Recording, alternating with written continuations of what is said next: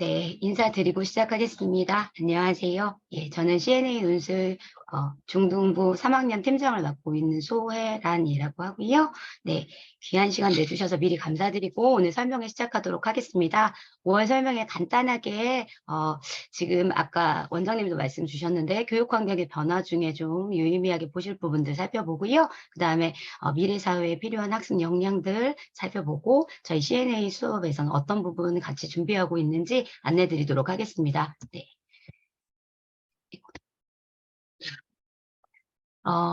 원장님 아까 의대 정원 말씀 주셨는데요. 의대 전체 정원 3,058명, 근데 이제 500명 정도 늘릴 수도 있다, 뭐 이런 기사가 나온 거 저도 봤었는데, 지금 현재 상황에서 저희가 가장 유의미하게 볼 수 있는 움직임 중에 하나는 흔히 말하는 의대 엑소더스, 이공계 블랙홀이라고 얘기하는 의대 집중 현상일 것 같아요. 근데 사실은 대학이라는 것은 결국은 중간 과정인 거고 위에서부터 순차적으로 내려오는 거니까 사실 한국 사회가 워낙 직군과 직업 내의 소득 격차라든지 이런 안전성의 부분에 있어서도 격차가 워낙 크고 그런 면에서 어떤 승자 독식이나 경쟁 문화가 강한 사회라고 이야기들을 많이 하잖아요. 근데 이런 격차가 사실 해소되지 않으면 의대 엑소더스가 뭐 해소되기는 단기간에 좀 어려워 보이기는 합니다.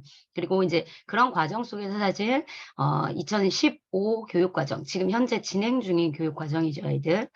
이제 또 통상적으로 융합 교과 과정이다 이렇게 말을 하는데 이 수능을 오픈을 했을 때 실질적으로 이공계 중심 의 결과들이 많이 나왔고 심지어 국어조차도 이공계 아이들이 많이 선택하는 언어나 매체 쪽에서 가중치가 조금 더 높게 나오다 보니까 표준 점수가 좀 더 높게 나오다 보니까 이 공계 중심으로 사실은 융합 교과 과정이 귀결된 것처럼 보이죠. 그래서 그런 부분들이 현상적으로 가장 체감적으로 드러난 부분이 이 의대 집중 현상이라고 볼 수 있을 것 같은데 어, 아까 그 의대 뭐 저희 입시 기출도 말씀을 하셨지만 그런 부분에서 지금 이제 2020년부터 2022년까지 의대 정시 합격자 현황들이 코로나라는 상황하고 맞아 떨어져서 사실 더 심화될 수밖에 없었던 것 같아요. 그래서 3년간 정시 합격자들, 의대 합격자들 보면 N수생 비율이 거의 80%에 가까운데요.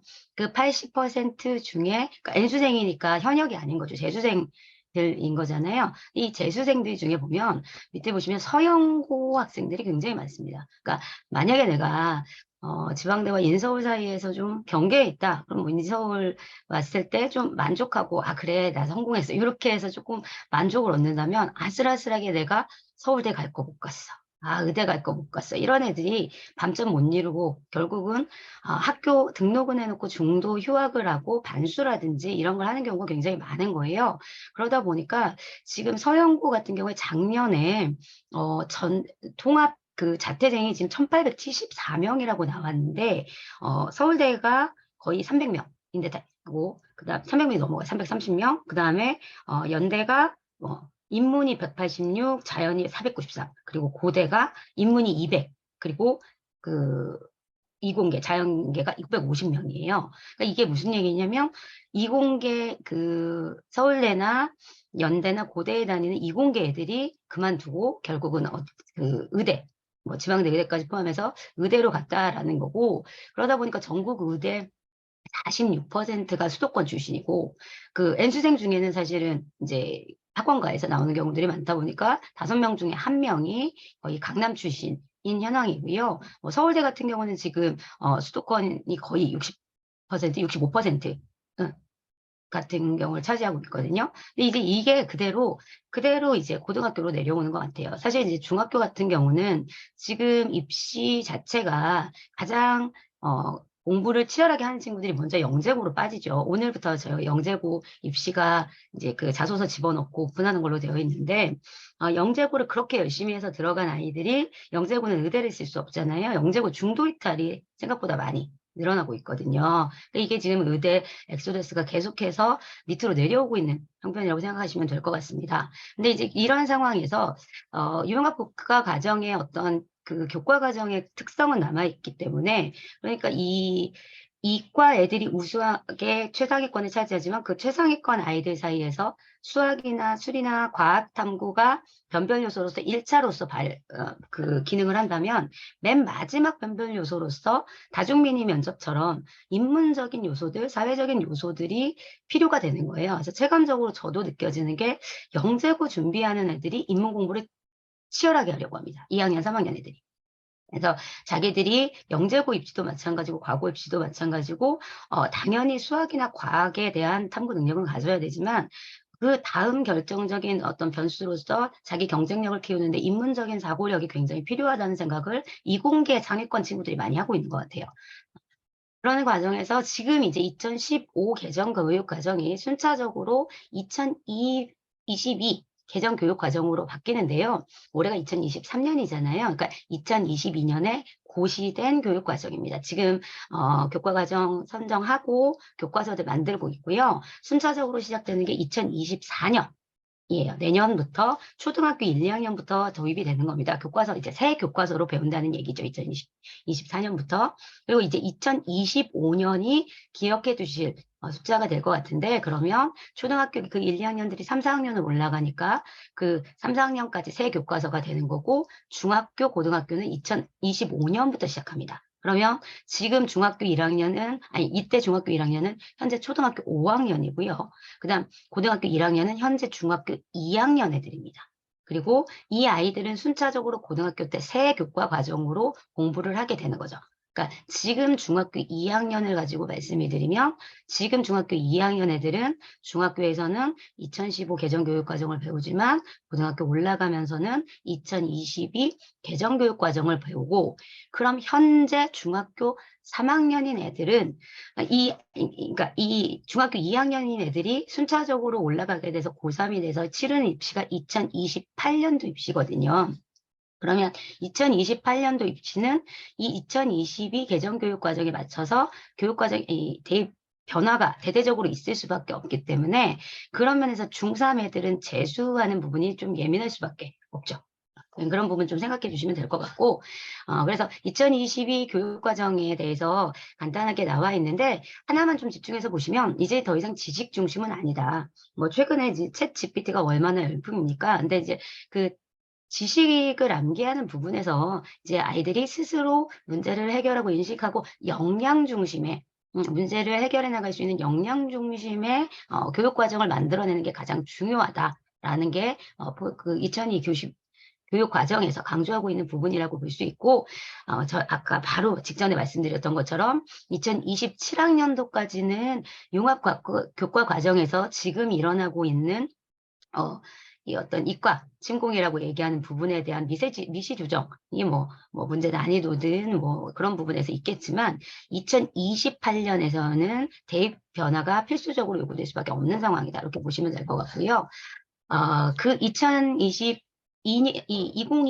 개정 교육 과정의 일부 내용이 바로 고교 학점제입니다. 이제 많이 얘기됐었던 고교 학점제고 2022 개정 교육 과정에서 중등 과정에서 되게 중요한 변화 중에 유의미한 변화 중에 하나는 뭐 교과목이나 이런 건 교과서가 조금 더 나오고 세부 목표가 나와야 되지 알 수 있으니까 프로그램 중에 가장 큰 변화는 중학교 1학년에서 현재 시행하고 있는 자유학년제가 자유학기제로 바뀌게 되면서 지금도 이제 자유학기제 하는 학교들이 좀 있어요. 그러면 1, 2학기 중에 선택적으로 학계정 재략으로 선택을 합니다. 대신에 1년 중에 그럼 대부분 1학기를 선택을 하겠죠. 그러면 1학기 선택을 하게 되면 나머지 하나를 3학년 2학기로 올려서 진로 연계학기제를 한다라는 거예요. 그래서 1학년 때 통으로 아이들에게 진로 연계를 했을 때 반복되거나 너무 추상적이거나 단순한 진로 특강이나 이런 경우로 멈춰버려서 사실 실효성이 좀 약한 부분도 있었기 때문에 고입을 실질적으로 준비하는 3학년 2학기에 진로 연계를 할 수 있는 시간을 좀 만들어주고 프로그램을 만들어주자가 그 2022 교육 과정에서 중학교 과정에서 좀 유의미한 부분이고 그리고 이제 고등학교에서는 고교학점제죠. 고교학점제는 말 그대로 교육 과정에서 이제 필수 과목이 있고 그다음 아이들이 수강 신청을 할 수 있는 선택 과목들이 조금 더 있어서 이거에 따라서 운영을 하게 되고 그에 따라 이수나 미이수로 뭐예요 결과가 나오고 그 학점을 하게 되는데 학점을 따게 되는데 이렇게 되는 경우에는 사실은 학생의 개별성이 더 강조되는 교육 과정인 거잖아요. 그래서 스스로 진로 선택이나 교육 과정의 다양화를 스스로 끌어낼 수 있게 되고 학교별로 차이가 좀 그렇게 되면 특목고나 뭐 인문계의 차이를 좀 줄일 수 있지 않겠냐, 일반계에. 이게 이제 목표가 될 것 같은데 그렇게 되면 진짜 좋은 학교는 선택 과목 개설 능력에서 차이가 나겠죠. 그러니까 지금도 특목고랑 일부 항고 같은 경우에 선택 과목을 얼만큼 해주고 아이들이 과목은 아니어도, 그러니까 예를 들어 국제고 같은 경우에는 국제 경제 과목이라든지 국제 정치 과목이 있고, 외고 같은 경우에는 심화된 과목이 있고, 그다음에 나머지 자사고 같은 경우에는 융합 컬이나 이런 부분들을 강화하는 프로그램들이 존재하거든요. 그리고 사실은 그런 선택 과목의 개설 능력은 냉정하게 보면 학교의 재정적인 능력하고도 사실 관련이 있고 교원 수급 능력하고도 관련이 있다 보니까 그런 부분에서 이제 특목고에서 수혜자 중심으로 학비가 비싸죠. 이제 그런 부분들이 있기 때문에 일반고가 과연 이런 부분을 얼만큼 소비자들이나 그 학생들이나 학부모님들의 눈높이를 맞춰줄 수 있을까 이런 걸 좀 생각을 해볼 필요가 있을 것 같아요. 그리고 공통과목과 선택과목이 생겼을 때 평가 방법에 대해서 당연히 대대적인 논의가 있을 수밖에 없죠. 그리고 그 부분에서 절대평가에서 벗어난 성취평가제 를 적용을 했을 때 이런 부분들이 어떻게 대입에 반영되느냐가 2028년 대입에 있어서 가장 중요한 변수일 것 같아요. 그 과정에서 이제 뭐 IB 논술이라든지 논서술형 논술이라든지 이런 얘기들을 논의 몇 년 전부터 굉장히 많이 회자되고 있었지만 수능 형태를 어떻게 그 변화하는 시대에 어떻게 변화시켜서 가져갈 것이냐, 언제나 객관식 수능을 유지할 것이냐 아니냐 뭐 이런 부분들도 계속 논쟁의 여지가 있을 것 같고요. 그런 의미에서 아까 이 고교학점제랑 호응하지 않는 수능을 어떻게 다양성을 수용하면서도 변별력을 가져야 되느냐, 이 문제가 좀 중요한 것 같아요. 근데 사실은 이게 대입만 가지고 내는 문제는 아니고 처음에 보여드렸던 것처럼 사회에 있어서 어떤 직군이나 어떤 직업의 서열화가 굉장히 심한 상황에서 학교 역시 대학교 역시 사실 여전히 상대 평가를 많이 하고 있고 그 서열화되는 부분이 워낙 강하잖아요. 대학의 서열화가 강하고 그게 고등학교로 계속 내려오고 있는 거니까 이게 연속적으로 사실 바뀌지 않으면 안 되는 거기 때문에 교육 부분에서 대입이든 고입이든 어디에서 화두가 나올지 어떻게 변화가 시작될지는 사실 변수가 많을 것 같아요. 근데 이제 대표적으로 지금 EBS에서 이번 달에 대학혁신이라는 다큐멘터리를 하고 있거든요. 1, 2부를 진행을 했는데 지난주에 이제 얘기 나왔던 그 내용 중에 보면 대학이 이제 변화해야 되는 시대 상황이 맞지 않는 한국 교육이 좀 변화해야 되는 문제 제기를 되게 많이 하거든요. 근데 거기에서 보면 다른 나라에 비해서 그러니까 다른 선진국들의 교육 시스템을 보면 대학 이후에 학생들이 지적 탐구를 하는데 지원이 집중돼 있는 데 비해서 한국이 교육비나 교육 지원을 굉장히 많이 하고 있지만 대학 들어가기 전까지 막상 대학에서는 그런 부분들이 아까 특목고와 마찬가지로 그 수혜자들이 비싼 학비를 내면서 내고 그런 부분들이 제대로 국가 지원으로는 이루어지지 않고 그러다 보니까 비용 대비 대학에서 얻는 만족도는 높지 않고 서열이나 경쟁이 굉장히 심하다 보니까 학생들이 미래 사회에서 변화하는 그런 교육을 눈높이를 대학에서 충분히 맞춰주고 있지 못하다 이런 문제 제기를 많이 하더라고요. 근데 이제 그런 부분에 있어서 두 번째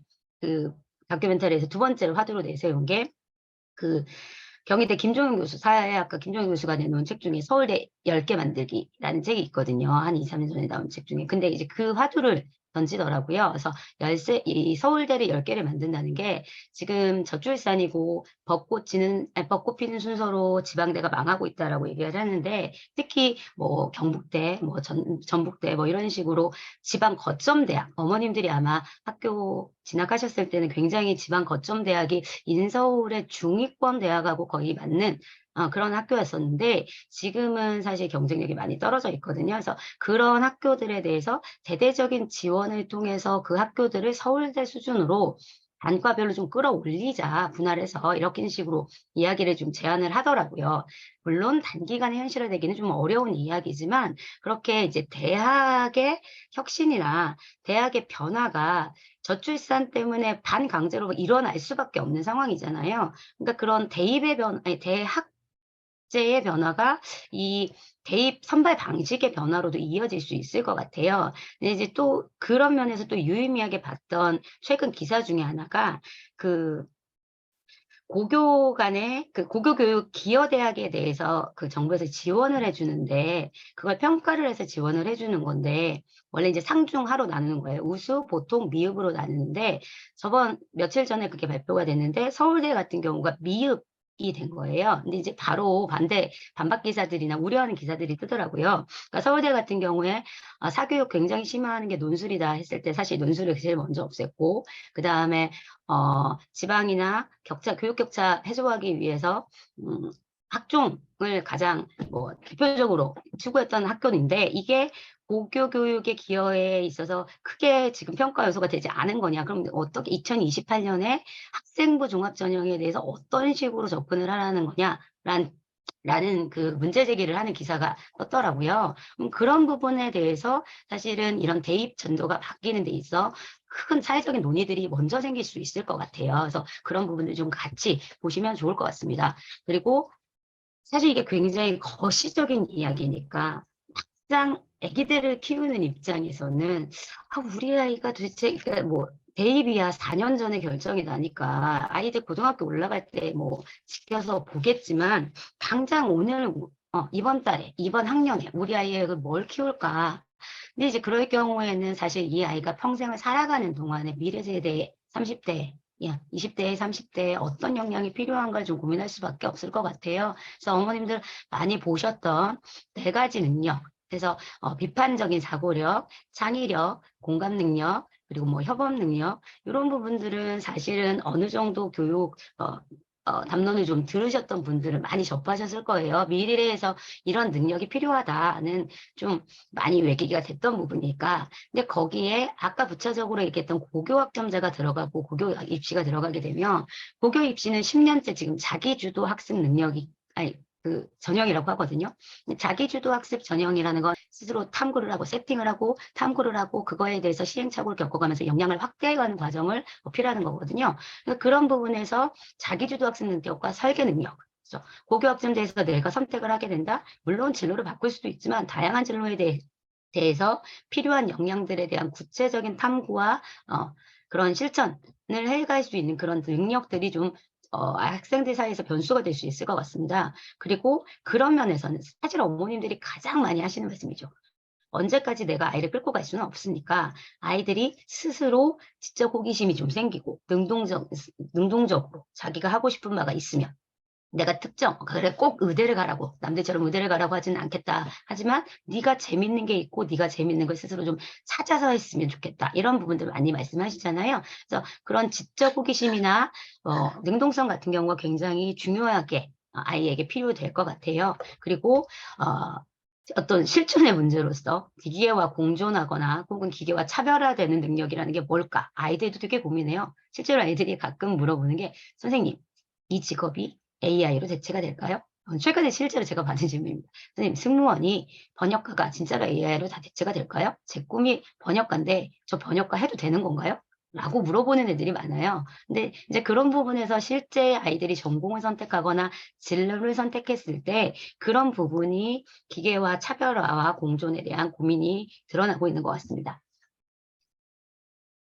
조금 더 구체적으로 우리 아이가 그런 역량들을 어떻게 잘 챙겨가고 있는지 좀 확인해 보실 수 있는 어머님들의 지표들을 좀 보자면 일단 첫 번째로 어머님들이 우리 아이의 학습 역량이 좀 부족한 게 아닌가라고 가장 많이 말씀하시는 부분 세상에 이 단어를 몰라요.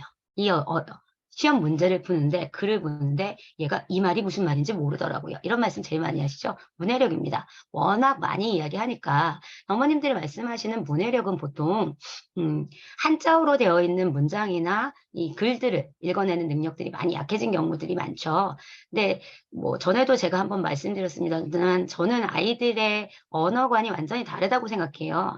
언어의 패러다임이 다르고 완전 바이링구얼처럼 영어를 쓰는 아이들도 많고 한국어보다 영어의 문법이나 단어에 훨씬 더 빨리 노출되는 경우도 많기 때문에 이게 과거로 완전히 회귀될 수는 없다고 생각합니다. 옛날처럼 한자 중심이나 그 기존 수준의 문해력, 어른들이 지금 문제 삼는, 성인들이 문제 삼는 그 문해력으로 돌아가는 방향은 쉽지는 않을 거라고 생각해요. 그리고 그런 부분 중에 하나가 코로나랑 겹쳐져서 최근에 2~3년 사이에 작년에 그 몇 해 전보다 상대적으로 국어 문제가 쉬워진. 그래도 아이들한테는 여전히 어렵습니다. 근데 그게 언어 문화가 변화하고 있기 때문에 그런 면에서 문자 리터러시, 문해력 이런 부분들도 사실 그런 언어 환경을 좀 반영하는 쪽으로 드러나지 않을까라고 생각이 들고요. 그런 면에서 상대적으로 저희가 굉장히 낮게 보고 있지만 아이들이 정보 이해 능력이 발달한 부분이 디지털 리터러시나 정보 리터러시라고 생각합니다. 그래서 자료 해석 능력이라든지 수리 능력이라든지 또는 매체를 활용해서 소통하는 능력들, 수용하고 받아들이는 능력들은 실제로 기성세대보다 지금 청소년 아이들이 훨씬 발달해 있거든요. 그런 부분들에 대한 평가가 뭐 말로는 언어와 매체 부분에 그런 부분이 들어가 있어요. 교과 과정에도 그런 게 들어가 있지만 완전히 내실화되어 있지는 않기 때문에 새롭게 변화하는 교과 과정이나 변화 흐름 속에서 아이가 이런 역량이 있다면 그런 부분들을 살릴 수 있는 교과 과정을 찾아내는 게 중요한 것 같아요. 사실 저는 그런 부분에서 과학과 기술 과정이라는 과목에 대해서 좀 의문을 가지게 되더라고요. 그러니까 과학과 기술 분야에서 배우는 내용들이 겹쳐지는 부분들이 있어요. 그리고 실제 논술 선생님 입장에서 과학이나 기술의 그 수행 평가를 가끔 접할 때가 있거든요. 그런데 그럴 때 보면 기술 능력에서 디지털 리터러시나 기술 변화에 대한 어떤 거시적인 변화들에 대한 거 또는 구체적인 기술에 대한 아이들의 수용 능력들을 파악을 했을 때 과학 문제보다 훨씬 좋을 때가 있어요.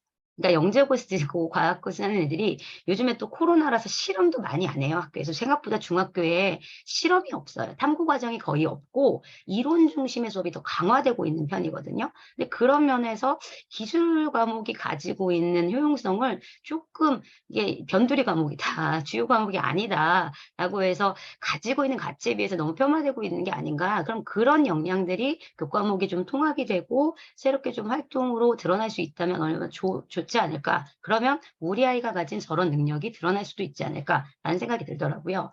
그리고 밑에 두 가지가 있는데 이런 디지털 리터러시 활동으로 중학교 과정에서 예를 들어 뭐 유튜브로 영상을 만든다든지 뭐 연극을 한다든지 이런 프로그램들이 또 많이 들어가 있거든요. 근데 그런 게 혼자 하는 게 아니고 협업이기 때문에 아까 뭐 보스의 능력을 제가 말씀을 드렸습니다만 커뮤니케이션에 대한 능력들, 조별 발표들이나 어떤 협의를 끌어내고 의제를 설정해 나가고 그런 그 능력들이 굉장히 중요하고 그 과정에서 자기와 다른 생각을 가지거나 다른 성향을 가진 아이들에 대한 또는 다른 문화에 대한 어떤 다양성, 그런 다양성들을 수용할 수 있는 능력들이 확실히 차이가 많이 나더라고요. 그래서 학년이 높아질수록 그런 수용성이 있는 아이들이 훨씬 더 발전을 하게 되는 것 같아요. 그리고 인제 그게 어머님들이 '아 어림잡아 얘가 이런 거를 알아듣나 받아들이고 있나.'는 보시지만 결과를 이렇게 눈에 보시는 것들이 있잖아요. 그게 대표적인 게 일단 애들이 평소에 말하는 데서 느껴지는 기초 지식이죠. 단순히 단어뿐만이 아니라 아이들이 어떤 개념들 특히 뭐 근현대 소설 같은 거 읽을 때 굉장히 많이 느끼거든요. 아이들이 워낙 급격하게 사회가 변화했기 때문에 당연하게 알 거라고 생각하는 문물들을 잘 모르는 경우들도 있어요. 그래서 그런 부분들 기초 지식들 어머님들이 체감하시기가 좋으실 거고 그다음 내신이나 수능은 당장 점수화돼서 나오니까. 그래서 중학교 1 학년 때 자유학년제를 했을 때 그냥 다 패스로 표시가 되잖아요. 패스로 표시가 되다가 중학교 2 학년 때 직접 점수화된 그 수행평가든 집필평가든 점수화된 점수를 받게 됐을 때 아이들이 나 또는 학부모님들이 좀 충격을 받으시는 경우들이 있거든요. 그래서 지금 2학년 1학기 때는 중간고사 아마 한번 봤을 거예요. 그래서 아이들이 2학년들은 지금 중간고사를 생각보다 안 본 학교도 많아요. 근데 예년보다는 좀 늘었는데 본 학교도 있고 안 본 학교도 있는데 그렇게 해서 중간고사를 2학기 때 2학년 1학기 때 한번 보면서 내신에 대한 적응력을 파악하시는 게 지금 학년에서는 제일 중요한 학습 목표일 것 같아요. 그리고 이제 궁극적으로는 수능 등급 잘 나오는 게 목표겠죠. 그리고 구술 능력. 초등 저학년들, 고학년들이 올라와서 쟤 너무 똑똑해요. 저희 반에 보충을 옵니다. 혹은 다른 반에 애가 왔어요. 혹은 저희 우리 반에 갔을 때, 쟤 진짜 똑똑하잖아요, 선생님. 그런 애들을 보면 구술 능력이 두드러지는 애들입니다. 초등학교 5, 6학년 때가 토론 욕구나 구술 욕구가 굉장히 강할 때고 아이들이 그런 부분에서 성취 동기가 굉장히 부여가 많이 돼 있는 상태예요. 그런데 이게 사실은 학년이 높아지면서 중등 고학년으로 가면 그래서 중학교 1학년 때는 상 타오는 애들도 보면 학교에서 발표하고 주목받는 애들도 보면 구술 능력이 좋은 애들이에요. 근데 이게 학년이 높아져서 2학년, 3학년으로 가게 되면 글쓰기 능력까지 같이 잡힌 애들, 말 잘하는 애들은 많습니다. 근데 말과 글이 같이 가는 애들은 드물어요. 그래서 글쓰기까지 같이 가는 애들이 살아남습니다. 만약에 하나만 태기를 해야 된다. 말과 글 중에 하나만 태기를 해야 된다. 말 잘하는 애가 중학교 1학년 때까지 반짝대다가 글 잘 쓰는 애가 2, 3학년 때부터 반짝대기 시작합니다. 사고력은 글을 썼을 때 정제가 되기 때문에 그런 부분에서 글쓰기 능력까지 갖추는 게 사실 최상위 학생들에게는 가장 중요한 능력인 것 같고요. 고교 학점제도 말씀드렸지만 스스로 질문을 하고 계획을 하고 의제를 세팅하는 능력이 중요합니다. 챗 GPT, 기계와 차별화되는 능력에서도 새롭게 담론을 열어가고 그 담론을 자기가 끌어가는 역할을 하는 게 인간의 몫이라고 생각하는 사람들이 있거든요. 그래서 그런 면에서 리더십이라든지 의제 설정 능력도 중요해질 것 같아요. 당연히 학원 안내 프로그램이니까 저희 CNA 논술도 이런 부분을 갖추려고 노력을 하고 있습니다. 독서, 토의 토론, 논술 프로그램이고요. 한 주에 한 권씩 책을 읽습니다. 그리고 자체 제작된 워크북을 풀어오는 게 과제입니다. 그 워크북들을 보면 이제 커리들이 보통 저희가 한 달에 한 개씩 커리를 해서 1년에 좀 다양한 커리들을 보게 하는데 비문학 커리 같은 경우에는 자리건니 사실적 독해부터 추론적인 독해에서 비판적이고 창의적인 독해까지 갈 수 있도록 보통 문제들이 단계별로 설정이 되어 있고요. 문학 같은 경우는 아까 근현대 문학을 말씀드렸습니다만 제가 요즘에 동백꽃에 있는데 아이들이 동백꽃을 정말 좋아해요. 재밌어해요. 근데 혼자 읽었을 때는 그 재미를 잘 모릅니다. 산골에 마름이라는 것도 잘 모르고 그리고 자기가 소작농이고 마름이었던 그 처지들이 어떻게 아이에게 받아들여지는지, 서술자에게 받아들여지는지 이런 것들을 공감을 잘 못해요. 근데 같이 읽다 보면 너무 재밌어합니다. 그런 공감적 이해 능력, 사회학적인 상상력 그런 부분들 문학으로 같이 키우려고 노력하고 있습니다. 그래서 독서가 이 수업에서 가장 중요한 부분이라고 볼 수 있고요. 그렇게 책 읽고 오면 학원 워크북에 스템 문제를 가지고 토의와 토론을 합니다. 저희 학원 CNA죠. 비판과 대안입니다.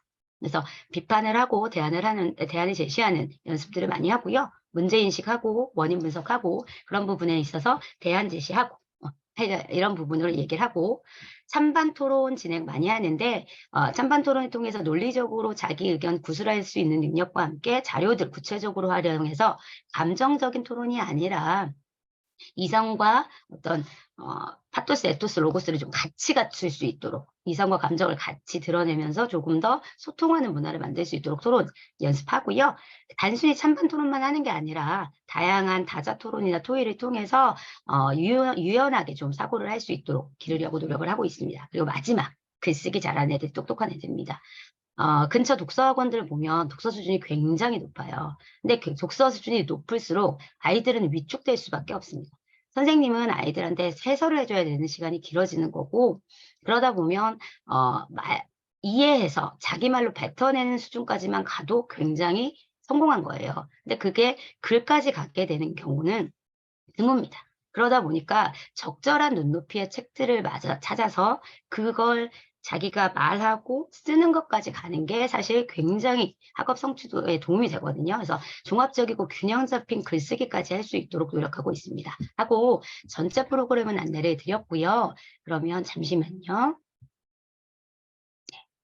두 번째로 저희 워크북 가지고 간단하게, 이 자료집 가지고 간단하게 말씀을 드리도록 하겠습니다. 이게 아까 말씀드렸던 이과 아이들, 서울대, 의대, MMI 다중미니 면접입니다. 서울대가 다중미니 면접 시작한 이후에 요즘에는 웬만한 의대들이 다 다중 이 미니 면접, 이 인성 면접을 보죠. 네, 문제 내용을 보시면 플레이 펌프 적정 기술이에요. 큐드럼이나 플레이 펌프를 가지고 적정 기술을 가지고 기술이 사회에 기여할 수 있는 바에 대한 인성적 요소들을 평가하는 겁니다. 이 문제 그대로 저희 중학교 1학년, 이 문제는 아니에요. 근데 이거에 관련된 내용들이 중학교 1학년 비문학 국어 교과서로 토론하기에 실려 있습니다. 근데 그 정도 수준이면 충분히 이거 답변할 수 있습니다. 그리고 두 번째, 요것도 서울대 문제인데 이게 갈등 조절 능력이죠. 그래서 조별 발표에서 협업을 끌어내는 능력에 관련된 문제예요. 인성 문제죠. 그리고 이게 문화적 다양성. 문화 해설자로서 다문화 가정에 대한 이야기고 문화 해설을 하는 거거든요. 문화적 다양성에 대한 문제입니다. 아까 말씀드렸던 역량들이 문제에서 어떻게 구체화되고 있는지 보시면 좋을 것 같습니다. 요것도 저희 중학교 1, 2학년 수준에서 많이 논의하는 이야기들이거든요. 그리고 이게 연대의대 문제입니다. 연대의대 문제에서는 1번이 인공지능과의 차별화, 인공지능 미래사회에 대한 전망, 그리고 로봇이 과연 비인간 인격체로서 얼만큼 권리를 가질 수 있겠느냐에 대한 문제예요. 그래서 이런 부분들은 2, 3학년 저희가 과학 커리도 배달하기 때문에 과학에서 1, 2, 3학년 모두 토론을 해본 경험이 있는 것 같아요. 그리고 2번 문제 굉장히 재밌는 문제인데 요 그림을 주고 요 그림이 이제 러시아에서 그 수용소에서 갔다가 아버지가 몇 년 만에 돌아오는 그림인데요. 여기 있는 다른 사람들 그림만 주고 배경지식 살짝 주고 이 다른 사람들의 비언어적인 표현, 눈짓이라든지 표정이라든지 아빠한테 반가워하는 것 같지 않죠? 낯설어 보이잖아요. 요런 부분에서 아까 문학에서 말씀드렸던 공감적 상상력 있잖아요. 근데 그거를 옛날에는 소설 제시문이 거의 대부분이었어요. 근데 소설에 대해서 문해력이 많이 떨어지니까 이런 그림이나 예술이라는 부분을 통해서 충분히 공감적 상상력을 모아할 수 있는 거예요. 길러낼 수 있고 평가를 해낼 수 있는 거예요. 이런 문제도 굉장히 사실 교육 방향과 맞아떨어지는 문제라고 볼 수 있죠. 이런 부분들 문제를 보시면 좋을 것 같습니다. 그래서 이런 부분 문제들을 사실 저희가 하고 있는 워크북에서는 거의 녹이고 있는 부분들이에요. 주제들도 겹쳐지고 문제 형식들도 거의 이런 워크북 형식들을 많이 차용을 하고 저희가 그렇게 연구를 하고 있거든요. 그래서 참고해 주시면 좋을 것 같습니다. 그리고 나머지는 제가 간단하게 넘어가도록 하고요. 커리만 안내를 좀 드리도록 할게요. 보이시나요? 예. 네, 저희는 이렇게 한 달에 한 주제씩 선정을 해서 4권 내지는 혹은 5권씩의 도서를 선정을 합니다. 그래서 같이 책을 읽고 워크북을 푸는 건데요. 어머님들이 독서지도를 해보시면 아이들이 초등학교 때는 참 책을 많이 읽죠. 빨리 읽고. 초등학교 5, 6학년 같은 경우에는 통독이 습관이 돼서 올라옵니다. 책을 좋아하는 아이들이. 그래서 어머님들 보시기에는 초등학교 5, 6학년 책이 아니 이렇게 좋은 내용이 이렇게 많은데 어떻게 우리 아이는 이렇게 빨리 읽지? 이런 생각이 드실 거예요. 한두 시간이면 읽어요. 후루룩. 한 250에서 280페이지? 팔자는 좀 크죠. 근데 담고 있는 내용이 생각보다 많은데도 아이들이 후루룩 읽는 경우도 많아요. 통독이 습관이 돼서 그렇습니다. 그래서 어머님들이 중학교 올라오실 때 정독 때문에 고민을 많이 하시거든요. 빠르게 후루룩 읽기 때문에 꼼꼼히 읽는 연습이 안 돼서 그걸 좀 고민을 많이 하시고 그리고 책을 좋아하는 아이들도 편독이 심합니다. 자기들이 좋아하는 것만 읽어요. 이제 그게 제일 심한 게 역사 매니아들, 학습 만화 매니아들, Y 시리즈 뭐 이런 매니아들 있죠. 역사나 과학 매니아들은 자기들이 좋아하는 거에 굉장히 빠져들어요. 근데 이제 그런 애들이 경제나 윤리나 이런 부분들을 찾아 읽지는 않죠. 그리고 문학 같은 경우에도 청소년 문학이나 이런 것들은 손이 가기가 쉬운데 딱 봐서 첫 페이지에 모르는 말이 있어. 안 읽습니다. 그러니까 그런 부분들을 어 돌아가면서 골고루 좀 읽는 게 저희 학원의 가장 큰 효용이라고 생각하시면 될 것 같아요.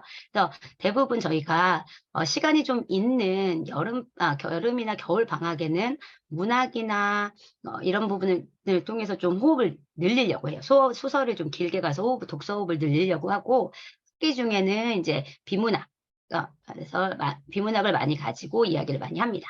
그리고 이렇게 해서 이렇게 도서들이 저희가 이제 가안으로 뽑아 놓은 거예요. 물론 이게 중간중간 변동은 있을 수 있습니다. 매해 뭐 새로운 책들도 워낙 좋은 게 많이 나오고 새롭게 사회적인 이슈가 되는 부분들도 있기 때문에 그런 부분 감안을 해서 저희가 도서는 이렇게 1년치를 잡아 놓고 그 전전달에 워크북을 만들거든요. 그래서 도서는 이거 확정은 아니고 참고만 하시면 될 것 같습니다. 그래서 이렇게 1학년들 그리고 2학년도 요렇게 세계사, 과학, 뭐 국어 내신 아까 내신 적응력이 사실 가장 중요하니까 그리고 내신과 관련된 통합 개념을 배우는 거예요. 그리고 통합사회에서 뭐 경제라든지 사회, 그다음 근현대 문화, 역사 뭐 이렇게 돌아가면서 다양한 책들을 읽습니다. 그리고 3학년, 1, 2학년에서 2학년 1학기까지는 저희가 교과 연계성이 굉장히 강합니다. 그런데 2학년 2학기 때부터는 이제 아이들이 수준이 벌어지기 시작을 해요. 그리고 아이들도 내신에 적응하고 나면 내신이 전부가 아니라는 걸 알아야 되거든요. 내신에서 시야가 좀 확장이 돼야 되기 때문에 그래서 2학년 2학기부터는 이제 그 문제 난이도도 좀 높아지고 독서도 좀 높아집니다. 그래서 사고를 좀 피울 수 있게. 실질적으로 현재 그 교육 과정에서 아이들이 고등 과정에서 수능, 정시 때문에 수능에 들이는 시간이 있고 그러다 보면 독서가 필요하다고 생각하지만 현실적으로 시간을 내기가 쉽지가 않습니다. 그러다 보니까 중학교 때가 독서력을 기를 수 있는 마지막 시기이다 보니까 중3에서 읽는 도서들 보시면 제가 조금 있다가 이번 달 거리 다시 안내 드리겠지만 죽은 경제학자, 총균세, 예. 볼륨도 좀 있고 어디선가 많이 들어보신 책이죠. 네, 성인 독서. 죄송합니다. 성인 독서 수준이라고 생각하시면 될 것 같아요. 고등 고등 과정이나 성인 독서 수준이라고 생각해 주시면 될 것 같습니다. 그래서 전체 프로그램 안내 드렸고요. 마지막으로 이번 달 진행하고 있는 커리만 좀 자세히 말씀을 드리도록 하겠습니다. 이건 중학교 1학년 커리입니다. 중학교 1학년 커리고 10대를 위한 정의란 무엇인가 해서 윤리나 철학이에요. 아이들이 도덕이나 사회 같은 경우는 3년을 다 안 배우는 거 아시죠? 1, 2학년, 그러니까 1개 학년에 2개 학년에 선택을 해서 배워요. 역사도 마찬가지고. 근데 윤리 같은 경우가 아이들이 기술 과정처럼 주변 과목이라고 생각을 하지만 실제로 이걸 배웠을 때 토론이나 글쓰기를 했을 때 아이들의 사고를 틔우고 기초적인 사고를 토대를 태워주는데 굉장히 도움이 됩니다. 그래서 정의란 무엇인가 해서 이런 윤리적인 사고들 좀 살펴보고 윤리적 딜레마에 관한 훈련들도 좀 사고 훈련도 좀 해보면 아이들이 확실히 토론을 할 때 매번 그런 부분들을 활용하는 부분이 눈에 띄게 좋아집니다. 자, 지금 1학년 애들은 요거 진행할 거고요. 그래서 두 번째는 소년이 그랬다 해서 소년범죄 이야기를 해요. 토론 얘기를 살짝 말씀을 드리면 소년범죄 이야기를 하면서 저희가 이제 모의 재판이나 이런 얘기를 하는데 초등 고학년이 구술 욕구가 굉장히 강하고 찬반 토론의 욕구가 굉장히 강하다고 말씀드렸잖아요. 근데 그런 친구들이 토론을 계속 좋아하다 보면 조금 빠지기 쉬운 함정이 이기기 위한 토론, 반대를 위한 반대들을 하기가 쉽습니다.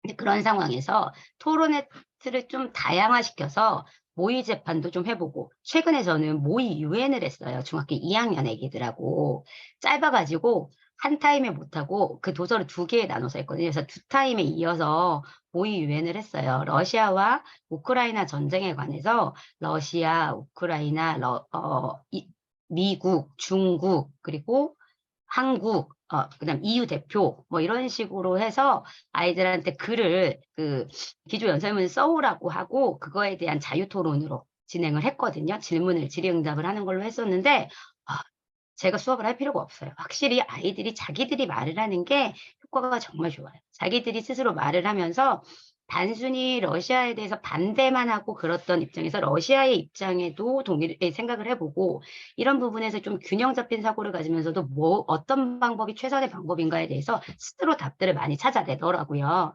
그래서 그런 부분들이 지금 뭐 G7 신문 그저께도 토론하자마자 G7에서 그 회의 결과들이 막 신문에 나오니까 아이들이 피드백이 바로 오더라고요. 그래서 단순히 찬반 토론만 하는 게 아니라 소년 재판에 대해서도 모의 재판도 좀 해 보고 그다음에 모의 유엔도 해 보고 그런 다자 토론들을 통해서 아이들이 좀 균형 잡힌 시야를 가져가도록 노력을 하고 있거든요. 그리고 밑에 있는 책. 애들이 재밌어합니다. 토요일에 심리 클럽이에요.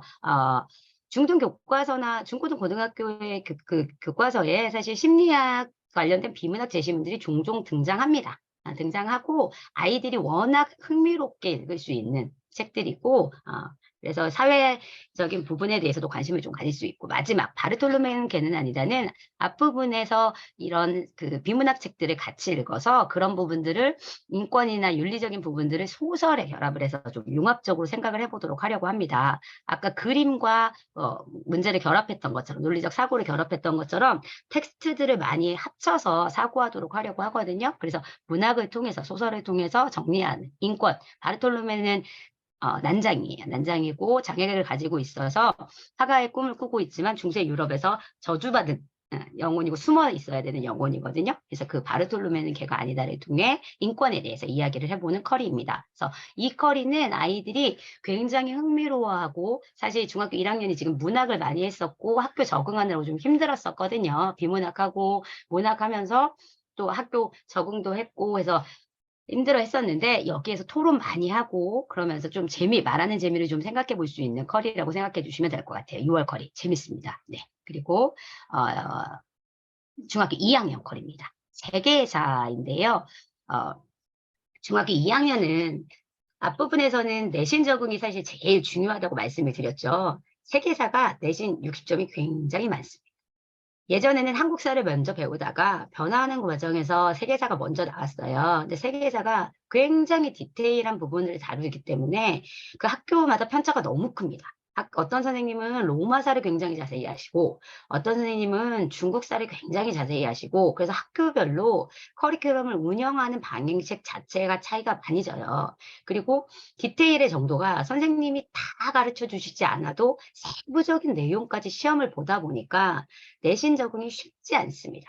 그러니까 애들이 이제 이 세계사 하면서 처음으로 지식을 막 암기하는 시험을 보는 거예요. 그전까지는 자유학년까지는 암기가 그렇게 중요하다는 생각을 별로 잘 못했잖아요, 아이들이. 암기는 영어 학원에서만 하는 거죠. 영단어만 암기하는 걸로 알고 있었는데 다른 과목도 암기가 필요하구나를 체감적으로 지금 느끼게 해주고 있는 과목인데 사실 저는 이번에 이제 시험을 보면서 코로나 보면서 저희 근처 학교에 저는 이제 일산 지역에서 근무를 하고 있는데 일산 지역의 신일중학교, 옥마중학교 특목고를 굉장히 많이 보내는 학교입니다. 전국에서 손꼽게 보내는 학교들이거든요.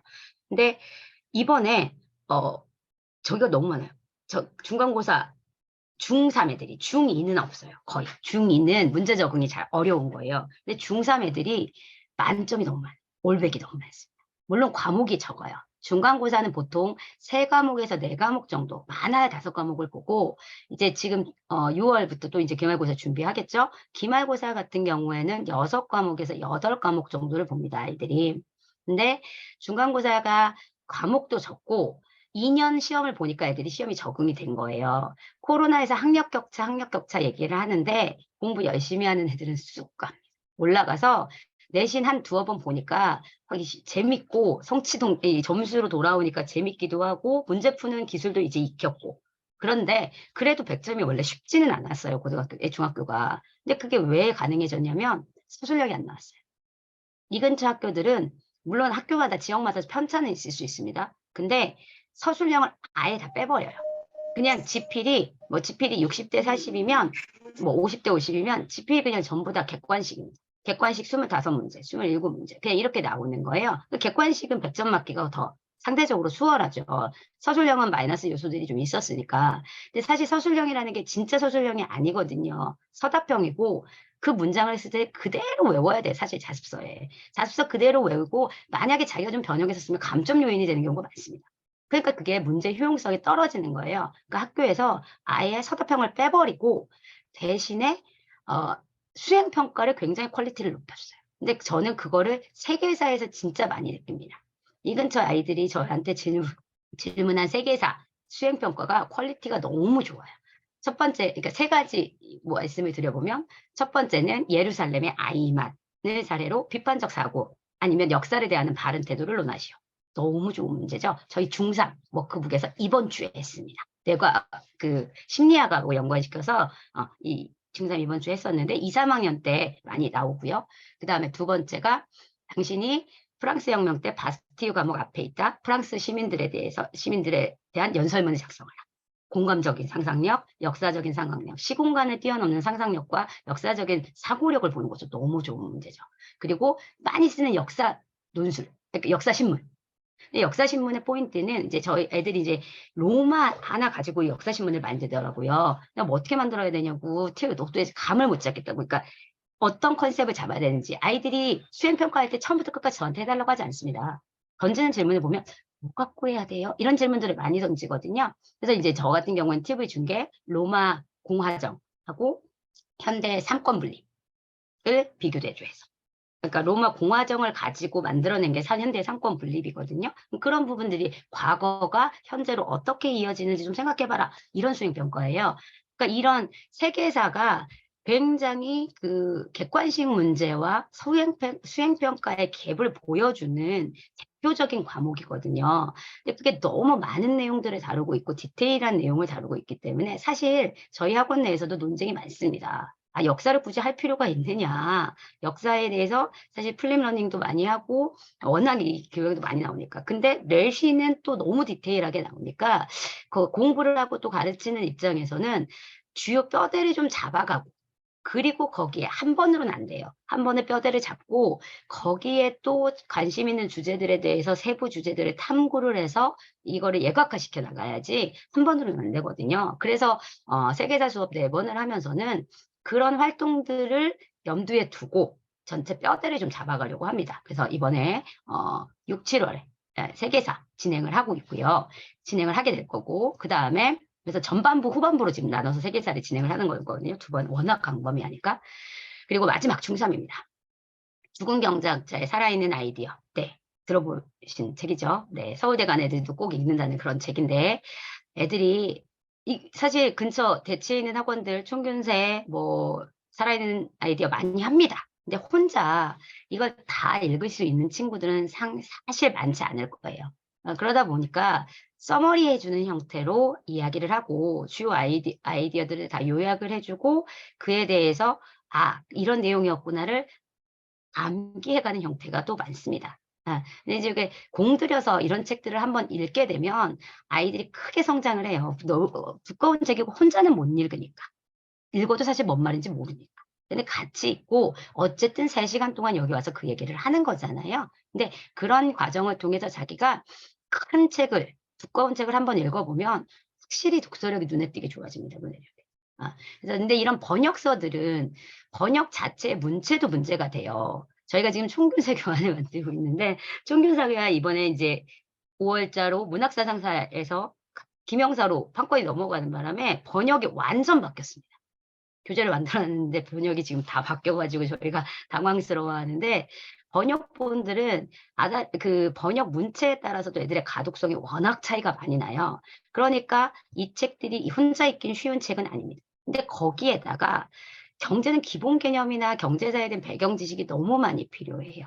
그러니까 그런 부분을 혼자서 읽을 수 있는 학생은 없습니다. 이거 워크북 숙제 혼자 외우기도 쉽지 않습니다. 당연히 중3은 그래요. 근데 읽고 와서 자기가 머릿속에 의문이 남은 부분이 있다면 선생님들하고 얘기하면서 '아 그랬구나.' 사실 중3 수업 같은 경우는 아이들이 스스로 머리에서 그게 아기가 맞아떨어졌을 때 피드백이 느껴지거든요. 그런 부분들 때문에 이런 독서를 한다고 생각하시면 될 것 같아요. 이게 어 자기가 이 3 학년 동안에 1 권이나 2권 정도를 이렇게 완전 두꺼운 책들을 완파를 해냈다, 독파를 해냈다. 그럼 아이들 성취 동기도 굉장히 좋아지고 시야도 확실히 넓어집니다. 이게 다양한 경제사와 경제학자들을 다루고 있기 때문에 거시적인 시야가 트이고 특히 이제 국제고를 희망하는 학생들 같은 경우에는 국제고 가면 저 텍스트를 많이 씁니다, 실제 수업에서. 토론이나 논의에서. 그러다 보니까 필독서로 좀 읽으려고 하죠. 그런 부분 생각해 주시면 좋을 것 같고 똑같습니다. 비문학을 막 읽었으니까 이거를 문학으로 좀 결합을 시켜서 통합사회나 이런 부분에서는 텍스트들을 융합해서 많이 이야기하거든요. 그래서 영화 같은 걸 뭐 계층적으로 분석을 한다든지 이런 식으로 많이 이야기 활동들이 구성이 돼 있어요. 교과서 활동들이. 그러다 보니까 저희도 이거를 문학에 외국 얘기를 하는 건 결국 한국 얘기를 하기 위한 거고, 과거 얘기를 하는 건 결국 현재와 미래 이야기를 하기 위한 거잖아요. 그래서 난소고. 사실 이제 그 저자가 돌아가신 지 얼마 안 됐기 때문에 충분히 출제 가능성이 있는 책이죠. 그래서 워낙 고등학교 1, 2학년 때에 이게 옴니버스라서 중간에 많은 소설들이 단편으로 실려 있기도 하고 필독이잖아요. 그리고 최근에 또 돌아가셨기 때문에 또 출제 가능성도 높은 책이기도 하고 그래서 같이 적용해서 읽어보려고 합니다. 여기까지 해서 이게 3학년 컬이에요. 쉽지 않은 컬이지만 함께 읽어보면 성취감을 느낄 수 있는 컬입니다. 이렇게 6, 7, 8 아니 6, 중 1, 2, 3 6, 7 컬이는 진행이 될 거고요.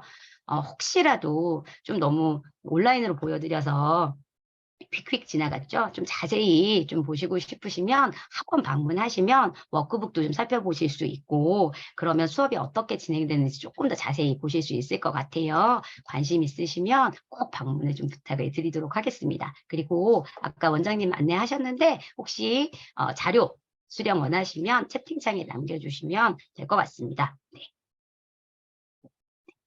예, 고맙습니다. 주말 수업하시느라고 되게 힘든 분들이 이제 우리 선생님들인데 학원 특성상 월요일 아침이 워낙 가수분들로 치면 이제 목소리가 안 나오는 시간대인데 저는 또 지금이 더 학부모님들 편하신 시간일 것 같아서 코로나 때부터 해서 한 달에 2번으로 좀 정착을 좀 시킨 것 같습니다. 그래서 좀 늦게 들어오셨거나 좀 놓치신 분들 위해서 영상 녹화하고 있거든요. 녹화 껐어야 되는데 잠깐만요.